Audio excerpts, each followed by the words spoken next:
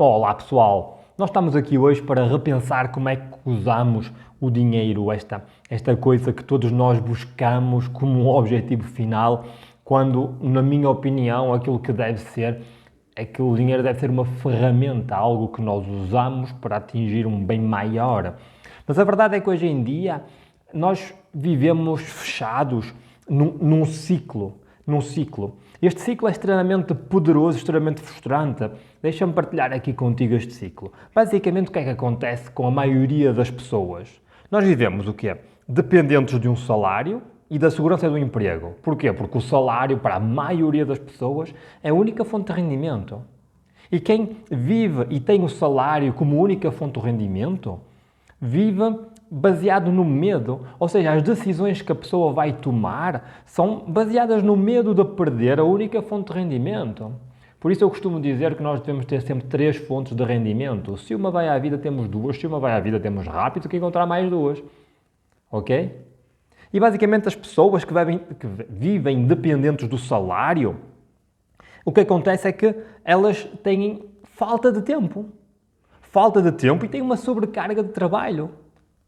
Falta de tempo e sobrecarga de trabalho. Isto leva a uma ausência de realização pessoal e esta ausência de realização pessoal, esta frustração, está na base de gastos supérfluos. Basicamente nós dizemos, ei, tive uma semana difícil, eu mereço isto. Ok, eu mereço isto e pumba, gastar dinheiro. Gastar dinheiro em coisas que se calhar não precisas. Quando tu gastas dinheiro em coisas que não precisas, o que é que vai acontecer? Vais alimentar este ciclo vicioso, porque vais ficar mais dependente do salário e do trabalho. Isto faz sentido? E o que acontece é que as pessoas, quando, por exemplo, recebem um aumento, o que é que eles fazem? Aumentam os gastos para assegurarem que conseguem manter-se neste ciclo vicioso. Por isso eu hoje estou aqui para... É uma pequena conversa, é uma partilha para que nós possamos repensar o modo como nós usamos o dinheiro. E repito, o dinheiro deve ser uma ferramenta. O dinheiro deve ser uma ferramenta e não o objetivo final. Existe uma coisa que eu descobri há pouco tempo, uma maneira muito simples das pessoas começarem a aumentar os seus rendimentos, a poderem prosperar. Assim, basicamente, existem 2 maneiras. Vamos aqui manter as coisas simples. Existem 2 maneiras. Se tu queres prosperar com intenção. Para que queres prosperar? Por exemplo, queres prosperar para ter mais tempo para os teus hobbies, para as tuas experiências, para as tuas saídas em família ou com os teus amigos, ou se queres ter mais prosperar para ficar menos dependente do teu salário e do teu emprego e assim poderes tomar decisões baseadas no crescimento e não no medo de perder a única fonte de rendimento que tens. Sei lá, ou porque queres, por exemplo, ser o primeiro ou a primeira milionária da tua família. Este pode ser interessante. Já pensaste? Tens algum milionário na tua família? E se fosses tu o primeiro milionário ou milionária da tua família? Bora lá, vamos pensar sobre isso e vamos aqui descobrir algumas dicas básicas para quem nunca pensou sequer nisto, para quem, quando eu falei de ser o primeiro milionário ou milionária da família, simplesmente pensou que isto não é para mim. Se calhar é para ti, mas se calhar tens alimentado um conjunto de ideias que não te levam a este objetivo, a este resultado. Se calhar tens frequentado um conjunto de pessoas que te afastam deste resultado. Vale a pena pensar. Já o Jim Rohn dizia, nós somos a média das 5 pessoas que mais frequentamos. Nós somos a média das 5 pessoas que mais frequentamos. Por isso, se tu frequentas 5 pessoas, ou seja, 5 pessoas que são negativas, pessimistas, que se queixam da vida e se vitimizam, tu serás a 6ª pessoa. No entanto, se tu frequentas 5 milionários, tu também vais ser o 6º. Tu és fruto das pessoas que te rodeiam, por isso muito cuidado com aquilo, com as pessoas, com o meio ambiente que tu alimentas à tua volta. Tu tens um poder de escolher isso, ok? Tu tens o poder de escolher isso. Tens o poder de evitar pessoas, tens o poder de frequentar mais outro tipo de pessoas, ativamente procurá-las para atingir os resultados que fazem sentido para ti. Por exemplo, ser o primeiro ou a primeira milionária da tua família. Como é que te sentes quando falas, sei lá, como é que te sentes quando pensas nisso? Mete aí nos comentários aí como é que te sentes, emocionalmente falando, como é que tu te sentes? Imagina que eras o primeiro ou primeira milionária da tua família, como é que te ias sentir aqui dentro? Deixa aí nos comentários, estou curioso para ver aquilo que vão escrever. Muito bem, então vamos aqui a coisas mais concretas. Assim, como disse há pouco, se queremos aumentar a nossa prosperidade, existem dois caminhos. Muito simples. Primeiro, é reduzir as nossas despesas e segundo, aumentar os nossos rendimentos. Ou seja, basicamente, reduzir as nossas despesas é algo simples, mais simples para uns do que para outros. No entanto, é possível reduzir imediatamente as nossas despesas. Como é que podemos fazer isto? Existe aqui uma filosofia que eu aprecio, que uso muito para a minha vida, que é basicamente, tens aquilo que tu precisas, aquilo que tu amas, e depois tens aquilo que tu gostas e aquilo que tu queres, ok? Se tu começas a gastar o teu dinheiro naquilo que tu precisas, naquilo que tu amas, verdadeiramente valorizas, tu vais ver que vais automaticamente poupar, economizar muito mais dinheiro, vais reduzir as tuas despesas. A próxima vez que fores às compras, pensa, eu preciso mesmo disto ou eu só quero isto? Isto é uma necessidade ou é um desejo? E tu se calhar vais ver, eu pelo menos passei por isso, quando ia às compras, isso, eu preciso disto ou isto só que simplesmente quero, é um desejo? E na maior parte das vezes, diria cerca de 80% a 90% das vezes, eu não comprava, porque reparava que aquilo era um desejo. Era um desejo, era algo que iria para a gaveta daqui a alguns dias, ou que eu nunca mais iria usar, ou que daqui a 6 meses já não fazia sentido nenhum, ok? E comecei então a ver o dinheiro como, ou seja, a utilidade do dinheiro mais do que para comprar coisas, para satisfazer os meus prazeres imediatos ou a curto prazo, comecei a usar o dinheiro para comprar a minha liberdade a médio e longo prazo. Ou seja, dar uma intenção ao dinheiro.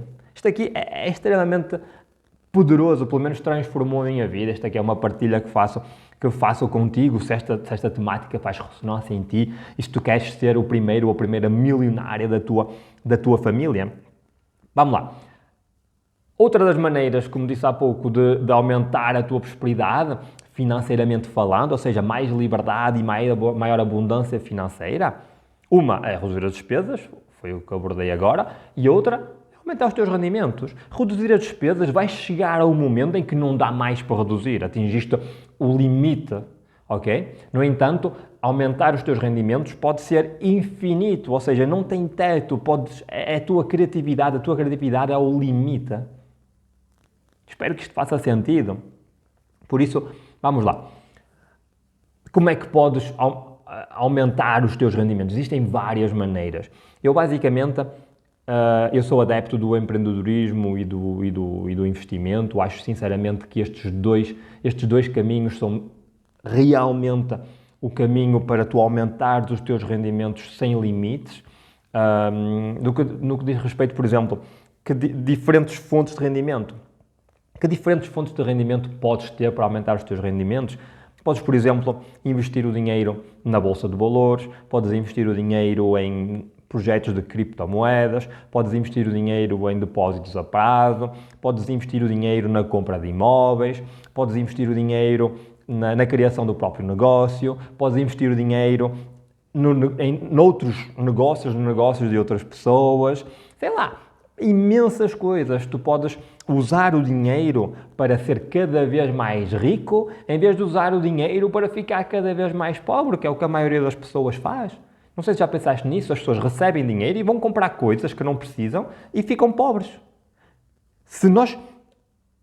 O meu maior insight, que mudou a minha vida, é uma partilha muito pessoal que faço contigo, foi quando eu percebi que o dinheiro pode ser utilizado para comprar ativos, para comprar bens que tenham valor. Para comprar bens que tenham valor. Porque eu posso comprar o dinheiro para comprar coisas e fico mais pobre, ou posso comprar dinheiro para comprar bens que tenham valor, ativos. Ativos são coisas que te põem dinheiro no bolso. Basicamente, eu pego o meu dinheiro e invisto, dou entrada para um apartamento Eu estou a investir num ativo, porque eu depois vou alugar aquele apartamento e aquele vai meter dinheiro no bolso todos os meses, ou vou renovar o apartamento e revendê-lo, isso vai-me pôr dinheiro no bolso, vai-me aumentar a minha liquidez, a minha prosperidade, o que vai fazer com que eu possa continuar neste ciclo virtuoso, sair do ciclo vicioso da dependência do trabalho e do salário para um círculo virtuoso onde eu tenho várias fontes de rendimento e onde eu posso tomar um conjunto de decisões baseadas no crescimento. Porque se perder uma fonte de rendimento, eu tenho outras. Ok? Espero que isto faça sentido. Isto aqui mudou drasticamente a minha vida. Agora, uma das perguntas que me fazem muito é: eu devo investir as minhas primeiras poupanças? É assim, eu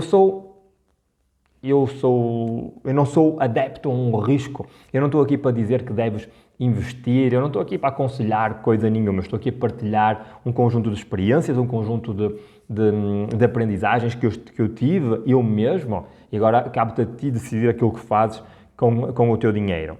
No entanto, no que diz respeito às minhas primeiras poupanças, a minha opinião é extremamente simples. Eu sou adepto de que não devemos investir as nossas primeiras poupanças. Pelo menos em projetos de risco. Okay? Em projetos de risco.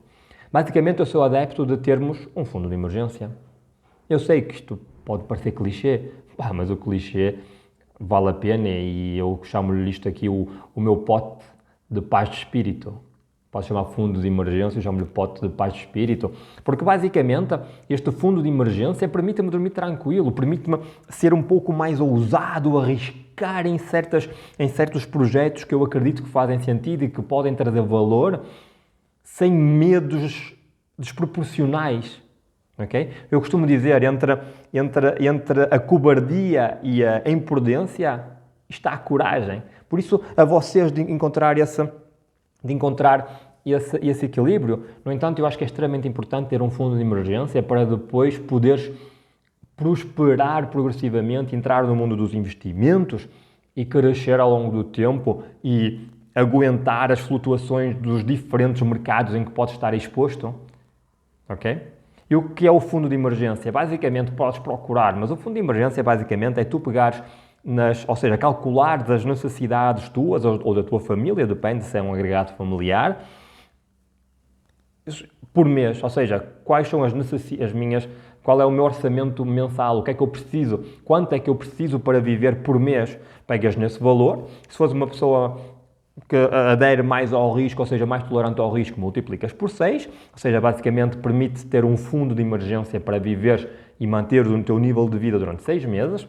Ou se não, se fores uma pessoa mais conservadora, multiplicas por 12 e assim vais ter um certo montante de dinheiro que vai ter a missão de te proteger. É a tua almofada, é o teu pote de paz de espírito. Se acontece alguma coisa, tu sabes que tens aquele dinheiro para te dar algum tempo para tomar um conjunto de decisões, um conjunto de ações para voltar a assumir as rédeas da tua vida. Ok? Isto é extremamente importante, por isso eu costumo dizer que investir é chato.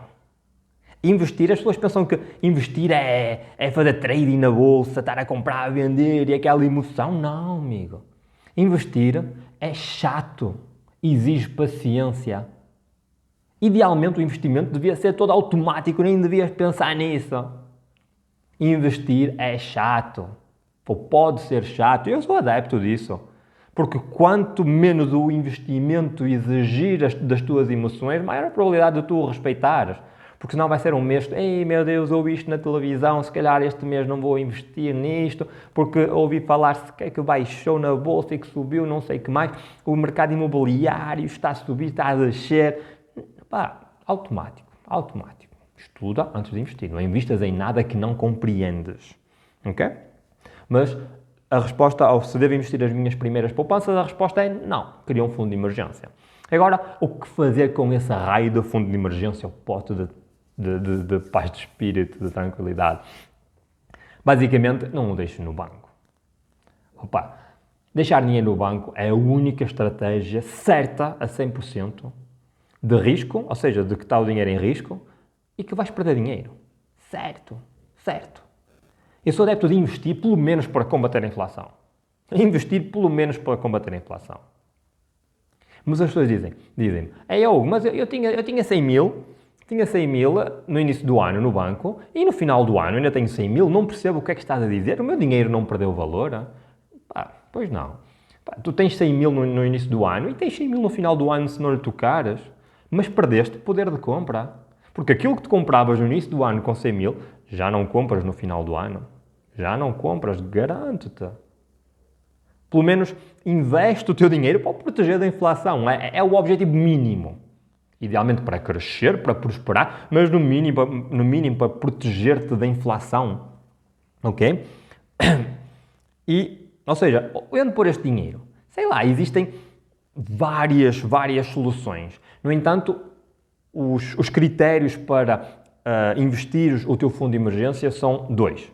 Primeiro, o investimento tem que ser um sítio com liquidez. Basicamente significa que, se precisares, tens que poder tirá-lo rapidamente. Imagina, se investes num imóvel, na compra de um imóvel, e depois, se queres retirar o dinheiro rapidamente, não tens liquidez, porque tens que meter o imóvel à venda, esperar que alguém o compre, fazer o processo da venda e receber o dinheiro no final. Isto não é um bom local para meter o teu fundo de emergência, ok? Por exemplo, e a segunda coisa é que tem que ter alguma segurança. Por isso, o mais típico, o mais tradicional, isto não é nenhum conselho, é se pesquisares na internet, se pesquisares nos diferentes vídeos, vais encontrar isto. Os mais comuns, por exemplo, em Portugal, são os certificados de aforro e de tesouro, basicamente, ok? Isto aqui dá-te alguma segurança, não rende nada de extraordinário, mas rende alguma coisa, ok? E, por exemplo, isto aqui é uma ideia, mas faz as tuas pesquisas e determina qual é a melhor solução para ti. Mas deixar o dinheiro parado no banco, numa conta corrente ou mesmo numa conta poupança, hoje em dia, no meu ponto de vista, não faz sentido. Ok? Depois de teres este fundo de emergência, isso sim, é que faz sentido começares a investir. Ok? Começares a investir não o fundo de emergência, mas o dinheiro que podes poupar a seguir a teres terminado determinado o teu fundo de emergência, ou seja, tens aquele valor que tinhas estipulado, ok, isto vou colocá-lo num local que tenha liquidez e segurança, e agora tudo aquilo que eu poupar, ou tudo aquilo, ou uma percentagem, depende da tua estratégia, vou começar a investi-lo, ok? Vou começar a investi-lo. Porquê é que eu falo tanto nos bancos? Os bancos são algo que são muito importante, que têm uma utilidade muito boa. No entanto, eles têm algumas fragilidades. Basicamente, os bancos, ou seja, o sistema bancário, isto é uma opinião pessoal, está baseada na confiança das pessoas. Basicamente, imagina, tu sabes como é que os bancos funcionam? Aqui de uma maneira muito simples. Existe um sistema fracionado nos bancos. Vou-te explicar. Imagina que tu vais a um banco e depositas 10 mil euros. Ok? Depositas 10 mil euros no banco e depois sais do banco com uma prova de que depositaste lá 10 mil euros, de que tens 10 mil euros, certo? Imagina que esses 10 mil euros era o dinheiro todo que o banco tinha. Isto é um exemplo, só para percebermos aqui uma fragilidade do banco. Agora, outra pessoa vai ao banco e pede dinheiro emprestado. O banco não tem o direito de emprestar todo o dinheiro que tem, mas tem o direito de emprestar 90%. Ou seja, ele vai emprestar a essa pessoa 9 mil euros. Ou seja, tu deixaste lá 10 mil euros, ele vai lhe emprestar 9 mil euros a outra pessoa. Essa pessoa pega nos 9 mil euros e vai a outro banco, por exemplo, e deposita esse dinheiro. Ao chegar lá, vai receber uma prova de que depositou lá 9 mil euros. O que significa que, neste momento, aquela pessoa tem 9 mil euros que são para ela e tu tens 10 mil euros que são para ti. Basicamente, isto faz 19 mil euros, mas no fundo só existem 10 mil euros. E agora vai outra pessoa e vai ao banco e pede para que lhe emprestem dinheiro. E ele vai lhe emprestar que é 8 mil euros. E vai a outro banco e deposita e depois recebe uma prova. E assim o dinheiro vai se multiplicando. É uma ilusão, porque aquele dinheiro não existe. Aquele dinheiro não existe. É por isso que eu digo que o sistema bancário está baseado na segurança. Porque se nós todos formos levantar o nosso dinheiro, os bancos, a economia como nós a conhecemos, desaparece. Os bancos vão à falência porque aquele dinheiro não existe. Os bancos não têm liquidez. Por isso mesmo é que não podes levantar o dinheiro que queres nas caixas multibanco todos os dias. Se formos todos massivamente ao banco levantar todo o nosso dinheiro, o banco vai rapidamente criar novas regras para limitar os prejuízos para ele e a queda do banco. Okay? Por isso, cuidado quando acreditas piamente de que o teu dinheiro está seguro no banco. Não, aquele dinheiro não existe. Aquele dinheiro, aquele valor que tu vês quando vais ao site do banco ou na aplicação do banco, aquilo é uma promessa de valor, ok? Uma promessa de valor. Mas cuidado com isso. Por isso eu sou adepto de pegar no dinheiro e comprar ativos, ou seja, de pegarem no dinheiro e comprar coisas que tenham realmente valor.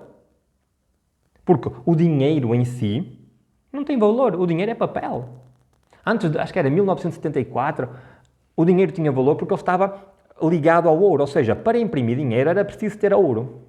No entanto, na altura que o presidente Nixon era presidente dos Estados Unidos, ele aboliu esta regra e desde que ele aboliu essa regra, o dinheiro deixou de ter valor, o dinheiro é simplesmente papel. As pessoas estão a poupar algo que eles podem imprimir. Eles imprimem quanto quiserem e quanto mais imprimem, menos valor tem o dinheiro. Quanto mais imprimem, menos valor tem o dinheiro. Por isso, se tu és adepto de poupar dinheiro, de ver o valor na tua conta bancária subir cada vez mais, isso é uma ilusão. É uma falsa ilusão de segurança. Atenção a isso. É importante guardar alguma liquidez. No entanto, é importante, no meu ponto de vista, diversificar o teu portfólio de maneira a poderes comprar ativos. Por exemplo, comprar ativos, o que é? Comprar um apartamento. Ele existe fisicamente, ele tem valor. Ok? Imagina se compras um apartamento no início do ano por 100 mil, no final do ano, ele vale 120 mil. Se calhar não vais ganhar nada, pelo menos mantens o teu poder de compra, ou seja, pelo menos combates a inflação, que é sempre o objetivo mínimo. Ok? Se compras ouro, se compras prata, se compras um carro de coleção, comprar luxos, comprar pequenas coisas que perdem valor ao longo do tempo não conta para isto. Comprar coisas que tenham realmente valor, coisas que protejam o valor do teu dinheiro, dos teus bens, ok? Que mantenham e façam crescer as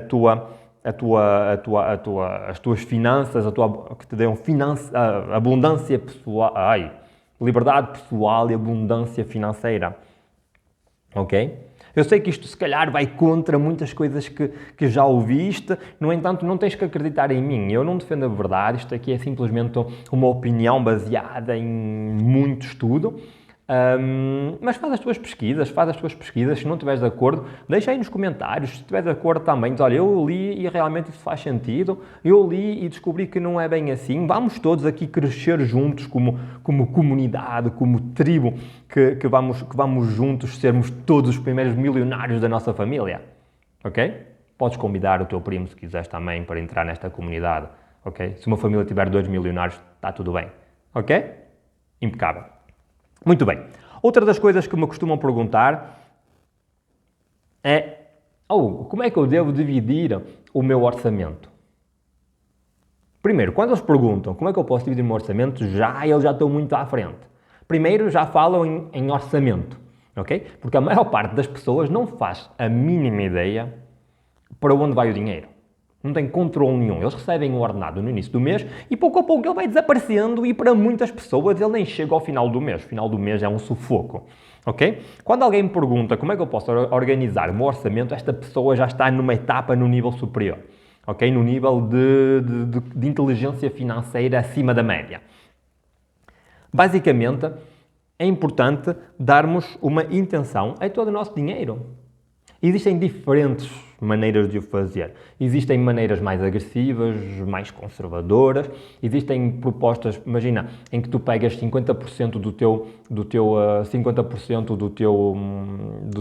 dos teus rendimentos mensais e e utilizas para as tuas despesas cotidianas, as tuas compras, pagar a casa, a luz, a eletricidade, a internet, essas coisas que tens o hábito de pagar. Depois, pegas numa percentagem do dinheiro, por exemplo, no mínimo 10%, ou seja, 10%, e vais economizar, ok? Vais-te pagar a ti, ok? E esse até deve ser o primeiro pagamento que fazes, a primeira transferência que fazes mensalmente. Vês quanto é que recebeste naquele mês, tu ou o teu agregado familiar, pegas 10% e colocas numa conta específica onde aquele dinheiro é para ti, estás a prosperar progressivamente, independente do valor. Eu digo normalmente no mínimo 10% do valor. Okay? Se achas que não dá, imagina que os impostos aumentaram e que vais ter que arranjar uma solução. Imagina, se os impostos aumentassem e te tivesses de pagar mais X por mês, tu ias arranjar uma solução. Porquê é que tu arranjas solução para pagar aos outros e não arranjas solução para pagar a ti mesmo? Ok? Por isso, 10% para ti. 50% para despesas, sobram 40%. Desses 40%, é a ti de ver, depende muito. No entanto, é importante tirar uma percentagem para investimentos a longo termo, ou seja, por exemplo, 20% ou 30% para investimentos a longo termo, ou seja, para um fundo de risco-crescimento, onde vais investir. Isto é um exemplo, eu não estou a estimular ninguém a investir em coisa nenhuma, mas, por exemplo, em que vais usar esse dinheiro para investir uma porcentagem na bolsa, ou vais ou comprar algumas criptomoedas, ou vais meter num depósito a prazo, ou vais começar a criar um fundo de investimento imobiliário, em que vais começar pouco a pouco a juntar de maneira a ter entrada para o teu primeiro investimento imobiliário.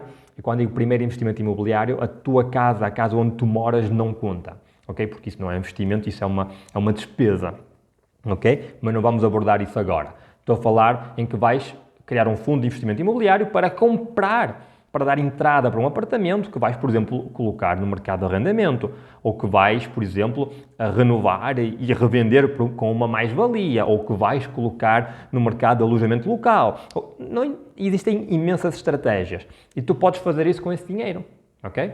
Outra das percentagens que podes usar dos teus rendimentos é uma percentagem para o prazer, para o sonho, porque isto é tudo muito interessante, deste jogo de poupar, de dar intenção ao nosso dinheiro, é interessante, é desafiador. No entanto, o nosso cérebro precisa de algumas recompensas. A recompensa é muito importante para nos mantermos disciplinados ao longo do tempo nesta história de prosperar, para nos tornarmos o primeiro ou primeira milionária da tua família. Okay? Por isso é importante tirar uma percentagem para uma viagem que queiras fazer, ou para um fim de semana com o teu namorado, ou com a tua namorada, ou com a tua família toda. É importante usufruir do teu esforço e da tua disciplina, ok?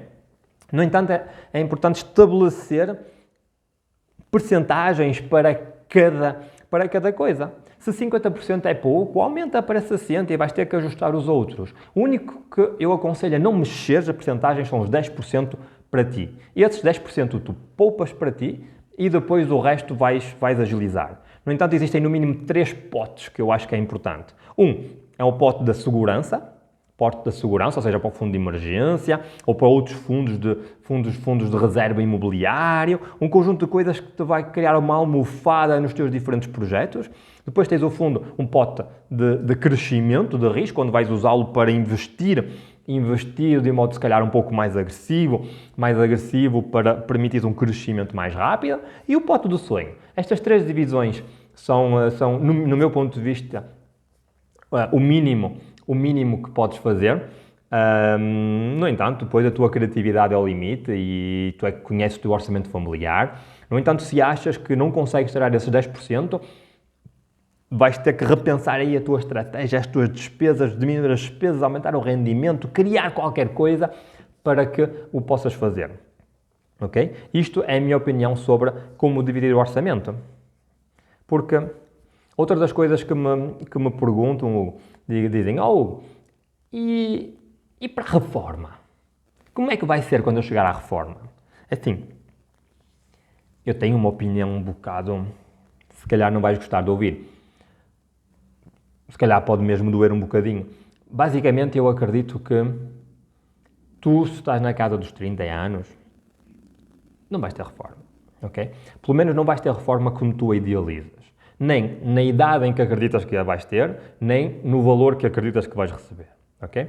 Basicamente, eu acredito que sim, a reforma foi algo muito positivo quando foi criada, porque a nossa situação social era diferente. Existiam muitos jovens e poucos idosos, a esperança média de vida era mais curta, as pessoas reformavam-se, por exemplo, aos 105 anos, mas morriam aos 70, o pessoal vivia pouco tempo, usufruía pouco tempo da reforma e era algo sustentável, porque o volume de jovens que trabalhavam era maior do que o número de pessoas idosas, ok?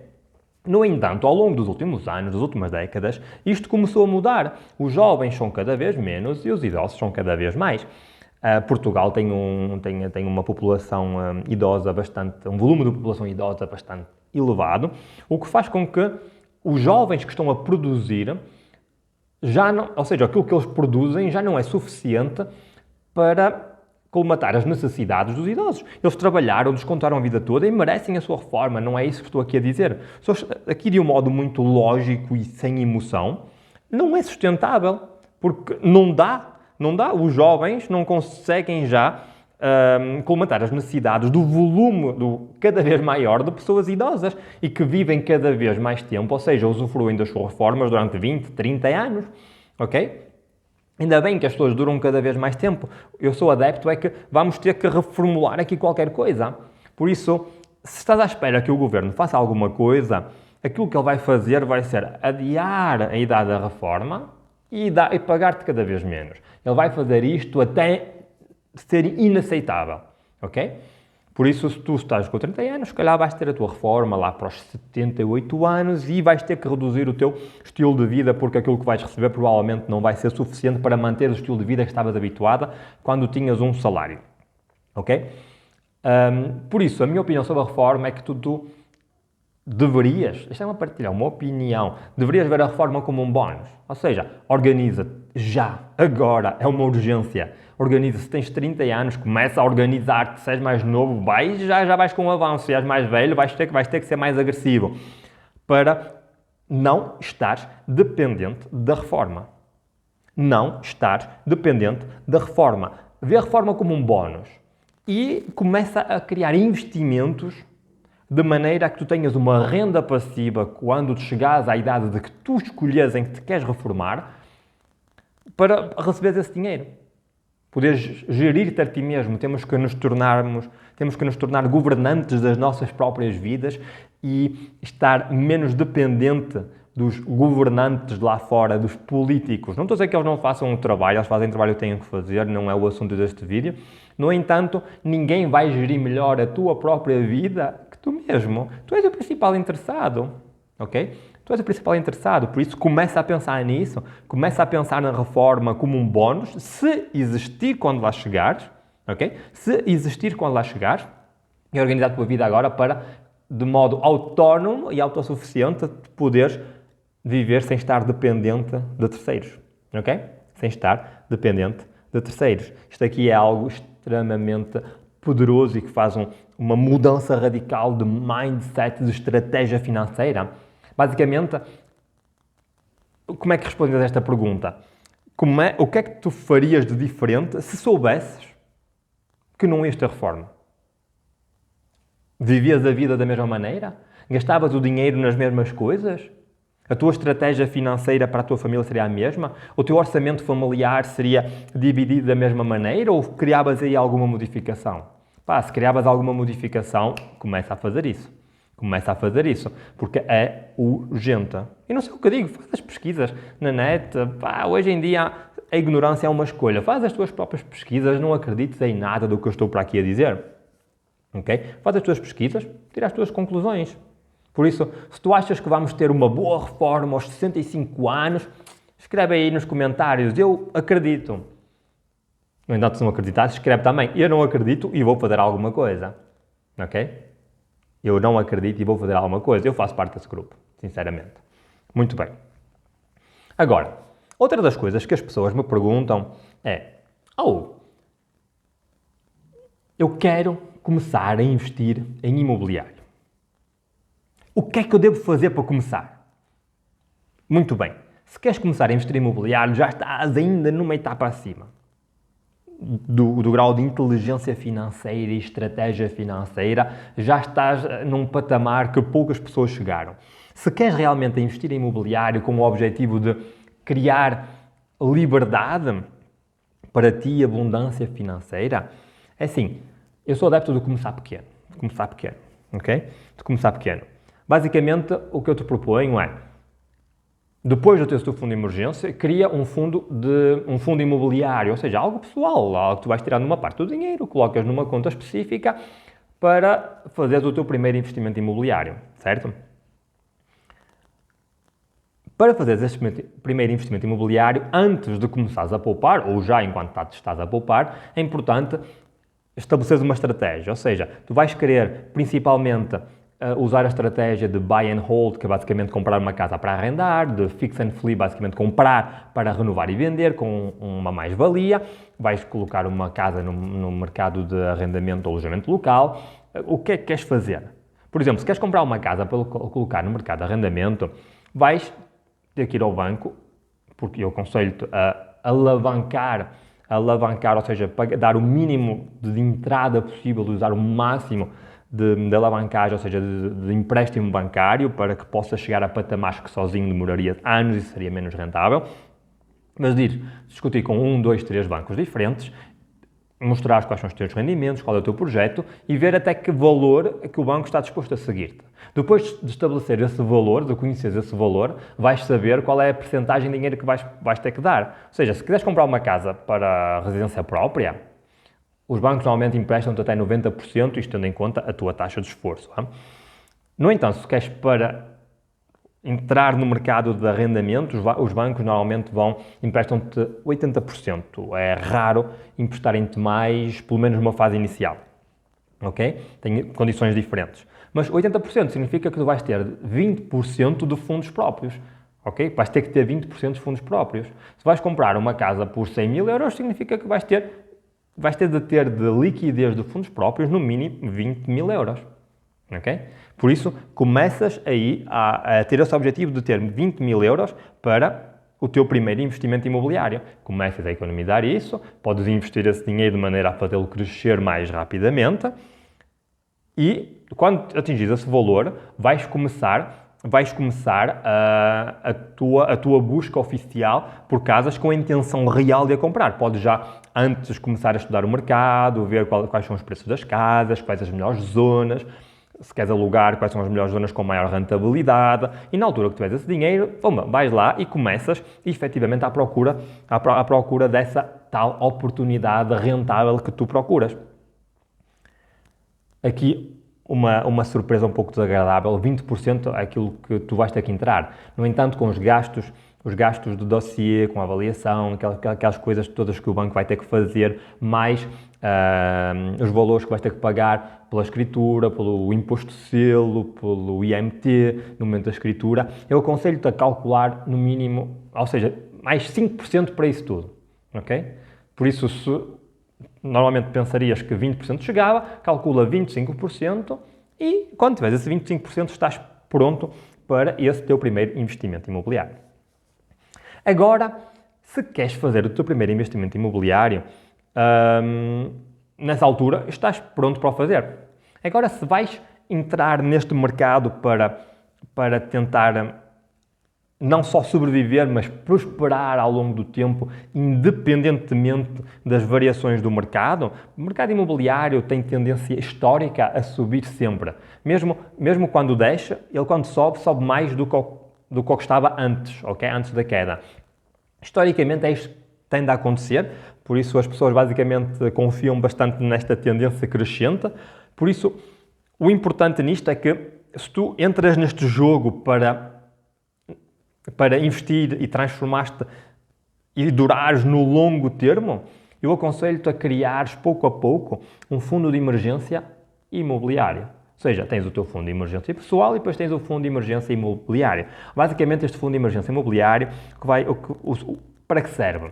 Serve para Se acontecer alguma coisa, ou seja, se precisares fazer umas obras inesperadas, porque um cano rebentou, é preciso mudar um esquentador, o inquilino deixou de pagar e vais ter que assumir tu o teu crédito por completo durante um X tempo, este fundo de emergência imobiliária vai-te permitir ter alguma tranquilidade, alguma paz de espírito para poderes continuar neste teu processo de crescimento e de investimento imobiliário e não ir logo à falência à primeira dificuldade que apareça. E basicamente, quais são as regras para este fundo de emergência imobiliário? As regras são as que tu quiseres. Isto aqui é só uma ideia de regras, porque é uma que eu pessoalmente utilizo e acho que faz muito sentido. Basicamente tu pegas no valor da casa, por exemplo, 100 mil euros, e tiras 2% do valor de compra, do valor de aquisição da casa, 2% para esse fundo de emergência. Ou seja, 2%. A esse 2%, por exemplo, de 100 mil euros, são 2 mil euros. 2 mil euros. Depois vais pegar no crédito de habitação, naquilo que tu vais ter que pagar ao banco mensalmente, e vais multiplicar por 6. Ou seja, mensalmente vais ter que pagar X e multiplicas esse valor por 6, significa que tens assegurado num fundo de emergência no mínimo 6 meses de crédito habitação.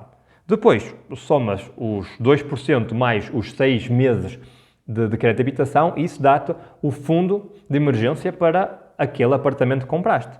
Se repetis isto para todos os apartamentos ou prédios ou moradias que comprares, vais ter aqui uma base sólida.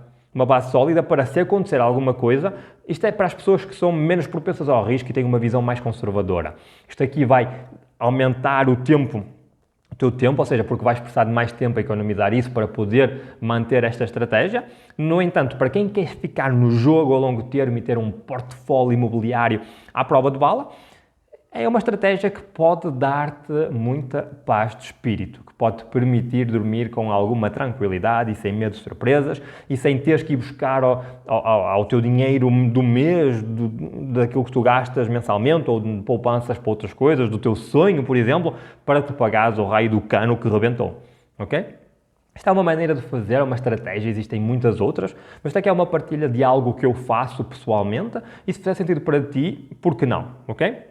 Deixa aqui nos comentários se fizer sentido para ti, se isto faz sentido, diz faz sentido ou não faz sentido, ou se tens outra estratégia, partilha comigo, eu estou aberto a aprender contigo, somos uma tribo, uma comunidade e vamos juntos até nos tornarmos o primeiro ou a primeira milionária das nossas famílias. Ok? Por isso, acho que por agora já chega, já dei aqui muito conteúdo. Se tu assimilares este conteúdo, desafio-te a ver novamente este vídeo, partilhares este vídeo com quem fizer sentido para ti, mesmo se queres ser tu o primeiro milionário da tua família, podes partilhar com os teus primos, com os teus tios, com o teu irmão, irmã, porque 2 ou 3 milionários na família são ainda melhor. Vamos crescer juntos, por isso partilha isto com o máximo de pessoas que quiseres, pelo menos aqueles que tu queiras ver milionários, pessoas que tu queiras ver prosperar, porque isto é a base das bases. É a base das bases. Por isso, se este conteúdo fez sentido para ti, desafio-te ainda a subscrever aqui o canal, porque eu aqui partilho regularmente conteúdo com o objetivo de te tornar a ti o primeiro ou a primeira milionária na tua família, principalmente com recurso ao investimento imobiliário, mas também com mensagens gerais sobre como lidar com o dinheiro, como gerir as tuas finanças, no entanto com um foco muito importante para investimento imobiliário, que é aquilo em que eu me sinto mais à vontade.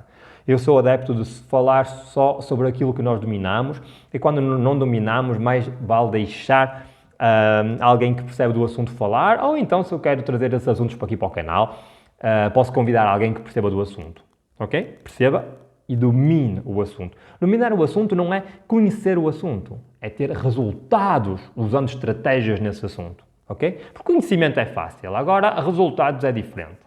Por isso, imagina, se queres saber mais sobre a Bolsa de Valores, criptomoedas, investimento imobiliário, sim, matemática ou finanças pessoais em geral, deixa aí um comentário.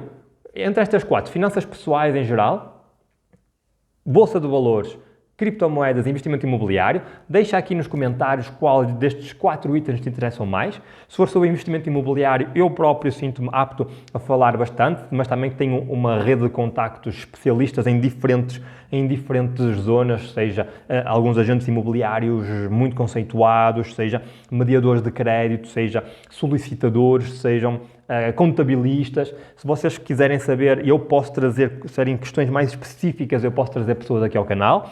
Ou se quiserem saber sobre as outras temáticas, eu posso esporadicamente trazer aqui alguém também, só para alimentarmos aqui os nossos conhecimentos e podermos crescer juntos rumo ao nosso 1.000.000 e a uma rica vida. O meu nome é Hugo Durães e vemo-nos por aí. Tchau aí, pessoal.